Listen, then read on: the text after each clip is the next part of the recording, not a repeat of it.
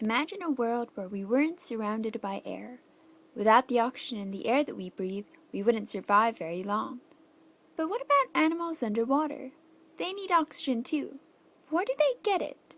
The answer is from the water, because water actually also contains dissolved oxygen.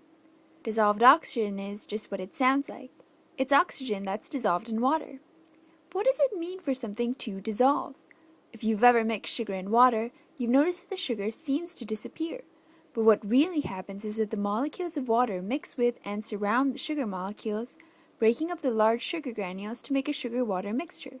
More specifically, since the parts of the mixture are spread out equally and evenly everywhere, we can call this mixture a solution.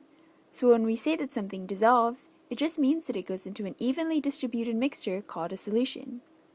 Now, like those sugar molecules, oxygen molecules also mix evenly with water molecules to form a solution. In other words, oxygen dissolves in water. But how does the oxygen get there in the first place? Well, there are two main ways that oxygen can enter a body of water, like the ocean or a lake. One way is from the atmosphere, or the air around us. Oxygen makes up about a fifth of the atmosphere, and these oxygen molecules are constantly bumping into and entering water. Even more oxygen enters water through photosynthesis. You probably know photosynthesis mainly as the way that plants around us feed themselves. But there's actually a whole slew of other photosynthetic living things aside from plants. From tiny green bacteria called cyanobacteria to little phytoplankton with crazy names like dinoflagellate and even crazier bodies. All these creatures can produce food through photosynthesis. But in doing so, they actually also produce oxygen, which then dissolves in the water. What happens to this dissolved oxygen? Remember that like us other living things, the animals, plants, phytoplankton, and bacteria living underwater also take up oxygen to live. Furthermore, oxygen molecules are continually shuttling back and forth between the atmosphere and the water. But note that there's always at least some amount of oxygen that stays dissolved, and this amount depends on water conditions like the saltiness and temperature of water, and how much dissolved oxygen there is compared to the oxygen levels in the air. Now, why does the amount of oxygen already dissolved in the water and the surrounding air matter? Well, it's the same principle as walking into a crowded room from an empty hallway. You don't want to go in, and the people inside are trying to get out. In the same way, if there's more oxygen in the water than in the surrounding air, then the oxygen moves to the roomier atmosphere. Or if there's more oxygen in the air, then the oxygen moves to the water. The principle is the same for the saltiness of water. If you've ever tasted seawater, you know how salty it is, and that's because there's salt dissolved in seawater. Well, those salts are also taking up space in the water.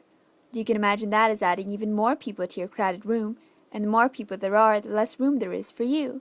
So the saltier it is, the less space there is for dissolved oxygen. What about temperature? Well, when things heat up, they start moving around. Imagine yourself in a crowded room again. As everyone starts jostling around, it's a lot easier to move out of the room. Again, it's the same for dissolved oxygen. The oxygen molecules warm up and they start vibrating, making it easier for them to escape the water. So let's sum that up. Dissolved oxygen enters water from the atmosphere and from photosynthesis, and then gets taken up by living things or exits into the atmosphere depending on water temperature, saltiness, and the amount of already dissolved oxygen. Now you're probably thinking, who cares what the amount of dissolved oxygen is? Well, remember that living things need oxygen to live, and the more oxygen there is, the more animals can live there. So scientists measure dissolved oxygen to find out how healthy a body of water like a lake or a river is. But animals also adapt to the amount of dissolved oxygen.